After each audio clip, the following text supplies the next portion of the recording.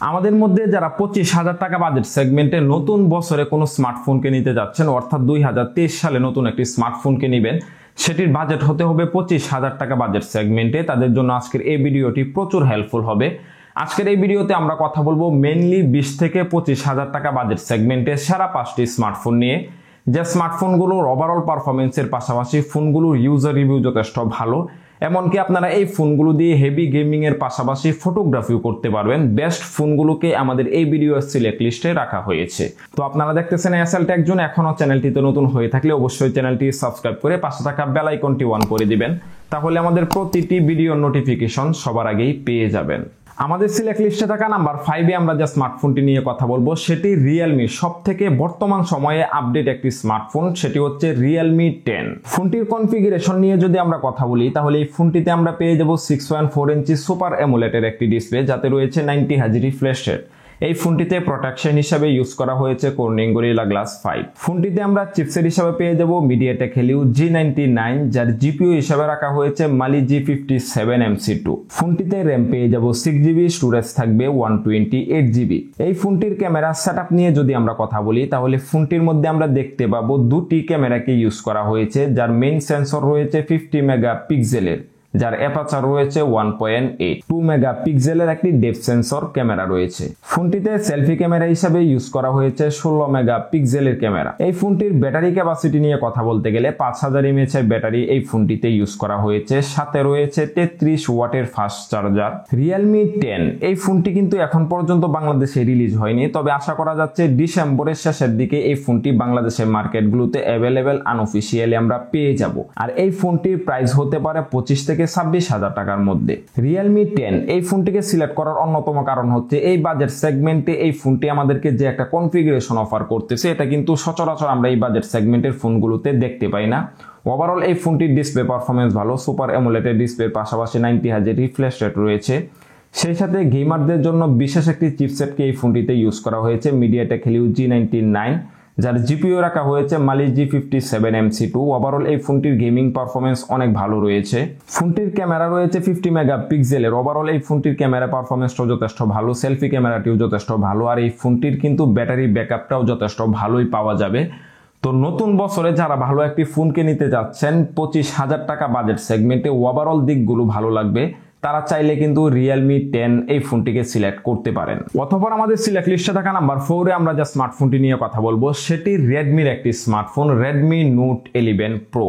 এই ফোনটি নিয়েও আমরা বিস্তারিত কথা বলবো, তার আগে এই ফোনটির কনফিগারেশনটা আমরা একটু দেখে নিই। ফোনটিতে ডিসপ্লে রয়েছে 6.67 ইঞ্চি সুপার অ্যামোলেডের একটি ডিসপ্লে, যাতে রয়েছে 120 হার্জ রিফ্রেশ রেট। এই ফোনটির কিন্তু ডিসপ্লে পারফরমেন্স এক কথায় অনেক ভালো রয়েছে। 120 হার্জ রিফ্রেশ রেট থাকার কারণে এই ফোনটির ডিসপ্লে পারফরমেন্স থেকে কিন্তু অনেক ভালো একটা এক্সপিরিয়েন্স আপনারা পেয়ে যাবেন। ফোনটিতে চিপসেট হিসাবে ইউজ করা হয়েছে মিডিয়াটেক হেলিও G96, যার জিপিইউ হিসাবে রাখা হয়েছে Mali G57 MC2। ফোনটিতে র্যাম পেয়ে যাব 6GB, স্টোরেজ থাকবে 128GB। এই ফোনটির যদি আমরা ক্যামেরা সেটআপ নিয়ে কথা বলি তাহলে এই ফোনটির মেইন ক্যামেরা হিসাবে আমরা পেয়ে যাব 108 মেগাপিক্সেলের ক্যামেরা। ফোনটিতে সেলফি ক্যামেরা রয়েছে 16 মেগাপিক্সেলের ক্যামেরা। এই ফোনটির ওভারঅল ক্যামেরা পারফরমেন্সটা কিন্তু স্টেবল রয়েছে এই বাজেট সেগমেন্টে। যারা টুকটাক ফটোগ্রাফি করেন স্মার্টফোন দিয়ে তাদের জন্য এই ফোনটি রিকমেন্ডেড থাকবে। ফোনটির ব্যাটারি ক্যাপাসিটি নিয়ে কথা বলতে গেলে 5000 mAh এর ব্যাটারি ফোনটিতে ইউজ করা হয়েছে, সেই সাথে ফোনটিতে চার্জিং হিসাবে রয়েছে 67 ওয়াটের ফাস্ট চার্জার। আর এই ফোনটির 6GBর পাশাপাশি 128GB ভেরিয়েন্টের বর্তমান বাংলাদেশের আনঅফিশিয়াল প্রাইস রয়েছে 24 থেকে 25,000 টাকার মধ্যে।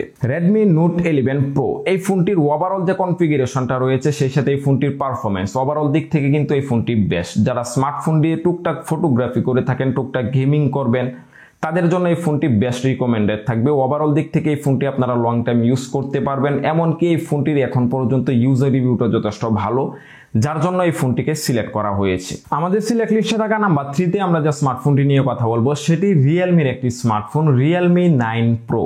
এই ফোনটিতে আমরা ডিসপ্লে হিসাবে পেয়ে যাব 6.6 ইঞ্চির IPS LCD একটি ডিসপ্লে, যাতে রয়েছে 120 হার্জ রিফ্রেশ রেট। যদিও এই ফোনটিতে IPS LCD ডিসপ্লে রয়েছে, 120 হার্জের রিফ্রেশ রেট থাকার কারণে এই ফোনটির ডিসপ্লে পারফরমেন্স কিন্তু অনেক ভালোই পাওয়া যাবে। ডিসপ্লের কোয়ালিটিও কিন্তু অনেক ভালোই রয়েছে। ফোনটিতে আমরা চিপসেট হিসাবে পেয়ে যাব কোয়ালকম স্ন্যাপড্রাগন 695 5G এর একটি প্রসেসর, যার জিপিইউ হিসাবে রয়েছে Adreno 619। ফোনটিতে র্যাম পেয়ে যাব 6GB, স্টোরেজ থাকবে 128GB। এই ফোনটির ক্যামেরা সেটআপ নিয়ে কথা বলতে গেলে এই ফোনটিতে আমরা মেইন ক্যামেরা হিসাবে পেয়ে যাব 64 মেগাপিক্সেলের ক্যামেরা।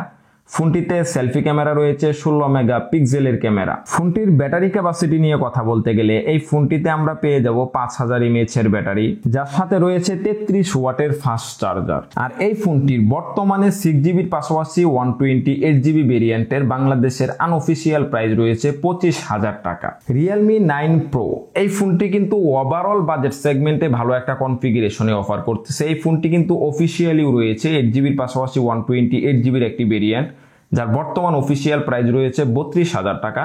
তবে আপনারা চাইলে কিন্তু এটিকে আনঅফিশিয়ালি নিতে পারেন। আনঅফিশিয়াল প্রাইস হিসাবে কিন্তু 6GB এর পাশাপাশি 128GB ওভারঅল দিক থেকে কিন্তু এই ফোনটির কনফিগারেশনটা ভালো, সেই সাথে এই ফোনটির পারফরমেন্স এবং ইউজার রিভিউটা যথেষ্ট ভালো।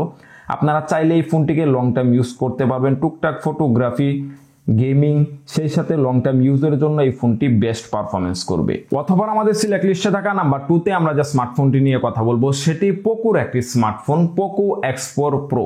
ফোনটির কনফিগারেশন নিয়ে কথা বলতে গেলে এই ফোনটিতে আমরা ডিসপ্লে হিসাবে পেয়ে যাব 6.67 ইঞ্চির সুপার অ্যামোলেডের একটি ডিসপ্লে, যাতে রয়েছে 120 হার্জের রিফ্রেশ রেট। এই ডিসপ্লে থেকে প্রোটেকশন করতেছে Corning gorilla glass 5। Overall Poco X4 Pro 5G এর ফোনটি ডিসপ্লে পারফরমেন্স কিন্তু এক কথায় অনেক ভালোই রাখা হয়েছে। সুপার অ্যামোলেডের পাশাপাশি এই ফোনটিতে রয়েছে 120 হার্জের রিফ্রেশ রেট। ফোনটিতে আমরা প্রসেসর হিসেবে পেয়ে যাব কোয়ালকম স্ন্যাপড্রাগন 695 5G এর একটি প্রসেসর, যার জিপিইউ হিসেবে রাখা হয়েছে Adreno 619। এই ফোনটির কিন্তু গেমিং পারফরমেন্সটা মোটামুটি ভালো, তবে লং টাইম গেমিং করতে গেলে এই ফোনটি বেশ কিছুটা হিটিং এর দেখা আমরা পেয়েছি।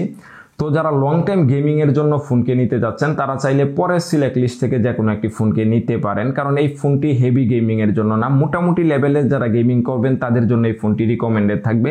এবং যারা ফটোগ্রাফি করবেন এই ফোনটিতে কিন্তু মেইন ক্যামেরা হিসাবে ইউজ করা হয়েছে 108 মেগাপিক্সেলের ক্যামেরা। ফোনটিতে সেলফি ক্যামেরা রয়েছে 16 মেগাপিক্সেলের ক্যামেরা। ওভারঅল কিন্তু এই ফোনটির ক্যামেরা পারফরমেন্স কিন্তু এই বাজেট সেগমেন্টে এক কথায় অসাম রাখা হয়েছে। ফোনটিতে র্যাম রয়েছে 6GB, স্টোরেজ থাকবে 128GB। ফোনটির ব্যাটারি ক্যাপাসিটি নিয়ে কথা বলতে গেলে 5000 mAh এর ব্যাটারি ফোনটিতে রয়েছে, সাথে রয়েছে 67 ওয়াটের ফাস্ট চার্জার। আর এই ফোনটির 6GB এর পাশাপাশি 128GB ভেরিয়েন্টের বর্তমানে বাংলাদেশের আনঅফিশিয়াল প্রাইস রয়েছে 22 থেকে 23,000 টাকার মধ্যে। পোকো X4 Pro 5G এই ফোনটি কিন্তু 22,500 টাকায় কিন্তু অনেক ভালো একটা কনফিগারেশনই অফার করতেছে। যদিও আমরা এই সময় যে ফোনগুলোকে দেখতে পাচ্ছি মার্কেটগুলোতে এই কনফিগারেশন, এই ফোনগুলোর প্রাইস কিন্তু অনেক বেশি। যেরকম Redmi Note 11 Pro 5G রয়েছে, একই কনফিগারেশন, ওই ফোনটির প্রাইস কিন্তু 26-27,000 টাকার মতো। আর পোকো X4 Pro কিন্তু সেম একটা কনফিগারেশনে আসছে, কিন্তু এই ফোনটির প্রাইস কিন্তু এখন পর্যন্ত অনেক কম। যারা চান যে লং টাইম ইউজের জন্য কোনো একটি ফোনকে নিতে, সেই সাথে ফটোগ্রাফি করবেন, টুকটাক গেমিং করবেন, হেভি গেমিং এর জন্য এই ফোনটি রিকমেন্ডেড করব না, কারণ হেভি গেমিং করতে গেলে এই ফোনটি বেশ কিছুটা হিটিং হয়। যার জন্য এই ফোনটি যারা টুকটাক গেমিং করবেন, ফটোগ্রাফি করবেন এবং লং টাইম ফোনটিকে ইউজ করবেন, চার্জিং ব্যাকআপটা ভালো লাগবে, তারা চাইলে Poco X4 Pro 5G ফোনটিকে select করতে পারেন। এরপর আমাদের সিলেক্ট লিস্টে থাকা সর্বশেষ অর্থাৎ নাম্বার 1-এ আমরা যে স্মার্টফোনটি নিয়ে কথা বলবো সেটি রিয়েলমির একটি স্মার্টফোন, Realme 9 5G Speed। ফোনটির কনফিগারেশনের দিকে তাকালে আমরা এই ফোনটিতে পেয়ে যাব 6.6 ইঞ্চির IPS LCDর একটি ডিসপ্লে, যা ফুল HD+ রেজুলেশনের। এই ফোনটিতে আমরা প্রসেসর হিসেবে পেয়ে যাব কোয়ালকম স্ন্যাপড্রাগন 778 5G এর একটি প্রসেসর, যার জিপিইউ হিসেবে রাখা হয়েছে Adreno 642। এই ফোনটিতে আমরা যে প্রসেসরটি দেখতে পাচ্ছি, সাধারণত আমরা 30,000 টাকা বা 35,000 টাকা বাজেট সেগমেন্টে যে ফোনগুলোকে আমরা মার্কেটগুলোতে দেখতে পাই, ওই ফোনগুলোর মধ্যে কিন্তু কোয়ালকম স্ন্যাপড্রাগন 778 5G প্রসেসরটা ইউজ করা হয়ে থাকে। তো আমরা এই বাজেট সেগমেন্টে যারা হেভি গেমিং এর জন্য কোনো স্মার্টফোনকে নিতে যাচ্ছেন তাদের জন্য এই ফোনটি রিকমেন্ডেড থাকবে। এই প্রসেসরের পারফরমেন্স কিন্তু এক কথায় অসাম, সেই সাথে কিন্তু এই প্রসেসরটা ব্যাটারিটাও অনেক কম শোষণ করে, যার জন্য ব্যাটারি ব্যাকআপটাও কিন্তু অনেক ভালো দিবে। ফোনটির ক্যামেরা সেটআপ নিয়ে কথা বলতে গেলে ফোনটিতে আমরা ট্রিপল ক্যামেরা সেটআপ পেয়ে যাব, যার মেইন সেন্সর রয়েছে 48 মেগাপিক্সেলের, ফোনটিতে সেলফি ক্যামেরা রয়েছে 16 মেগাপিক্সেলের। এই ফোনটির মেইন ক্যামেরা দিয়ে আপনারা সর্বোচ্চ 4K তে ভিডিও শুট করতে পারবেন। ওভারঅল এই ফোনটির ক্যামেরা পারফরম্যান্সটা যথেষ্ট ভালোই রয়েছে। ফোনটির ব্যাটারি ক্যাপাসিটি নিয়ে কথা বলতে গেলে 5000 mAh এর ব্যাটারির পাশাপাশি ফোনটিতে রয়েছে 30 ওয়াটের ফাস্ট চার্জার এবং এই ফোনটিকে আপনারা ফুল চার্জ করে নিতে পারবেন এই চার্জারটি দিয়ে 50 মিনিটের মধ্যে। 6GB এর পাশাপাশি 128GB যে ভেরিয়েন্টটি রয়েছে Realme 9 5G স্পিড ফোনটির, সেটির বর্তমান বাংলাদেশের আনঅফিসিয়াল প্রাইস রয়েছে 25 থেকে 26,000 টাকার মধ্যে। যদিও আমাদের বাজেট ছিল 25,000 টাকা বাজেট সেগমেন্টে, আমরা যারা 25,000 টাকার মধ্যে ভালো কোনো ফোনকে নিতে চাই তারা চাইলে কিন্তু আর কিছু টাকা অ্যাড করে কিন্তু এর থেকেও ভালো একটা কনফিগারেশন কিন্তু পেয়ে যাচ্ছি। এই ফোনটির গেমিং পারফরমেন্স পরীক্ষিতভাবে অনেক ভালো, সেই সাথে ক্যামেরা পারফরমেন্সটাও যথেষ্ট ভালো রয়েছে। ওভারঅল যারা সবগুলো দিককে বিবেচনা করে ভালো কোনো স্মার্টফোনকে নিতে যাচ্ছেন, লং টার্ম ইউজের পাশাপাশি হেভি গেমিং এবং ফটোগ্রাফি করবেন, তাদের জন্য এই ফোনটি রিকমেন্ডেড থাকবে। লং টাইম ইউজ করতে পারবেন, ব্যাটারি ব্যাকআপটাও ভালো পেয়ে যাবেন। ওভারঅল দিক থেকে এই ফোনটি বেস্ট পারফরমেন্স করবে এবং ইউজার রিভিউটা এখন পর্যন্ত এই ফোনটি যথেষ্ট ভালো। তো নতুন বছরে যারা হেভি গেমিং এর জন্য কোনো স্মার্টফোনকে নিতে চাচ্ছেন লং টাইম ইউজের জন্য 25,000 টাকা বাজেট সেগমেন্টে, তাদের জন্য এই ফোনটি বেস্ট রিকমেন্ডেড থাকবে। তো আমাদের এই ভিডিওতে আমরা চেষ্টা করলাম 25,000 টাকা বাজেট সেগমেন্টে বর্তমান বাজারে যে ফোনগুলো সব থেকে বেস্ট পারফরমেন্সের ছিল, সেই সাথে ইউজার রিভিউ যথেষ্ট ভালো ছিল, সেই ফোনগুলোর সাথে আপনাদেরকে পরিচয় করিয়ে দেওয়ার। আশা করি এই ভিডিওটি দেখে আপনারা একদম ক্লিয়ার একটা আইডিয়া নিতে পারছেন আপনাদের বাজেট অনুযায়ী কোন ফোনটি আপনাদের জন্য বেস্ট পারফরমেন্স করবে। তো আজকের এই ভিডিওটি এ পর্যন্তই। যদি ভিডিওটি ভালো লাগে অবশ্যই ভিডিওতে একটি লাইক দিয়ে দিবেন। কোনো কিছু জানার থাকলে সেটি আমাদের কমেন্ট বক্সে লিখে দিতে পারেন, প্রতিটি কমেন্টে রিপ্লাই দেওয়ার ট্রাই করব। পরবর্তীতে দেখা হচ্ছে আবারও নতুন একটি ভিডিও নিয়ে। আল্লাহ হাফেজ।